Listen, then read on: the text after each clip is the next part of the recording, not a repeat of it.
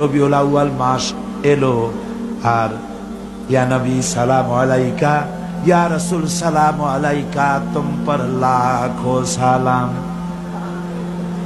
হাজারো সালাম, কোটি সালাম।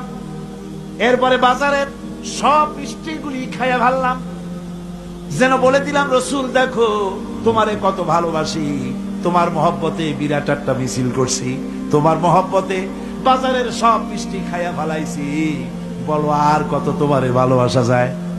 আহারে, ওই নবীরে গাল দেওয়া হলো, কয়জন তোমরা মরছো, নবীরে গাল দেওয়া হলো, নবীর সুন্নত ভুলণ্ঠিত হতেছে।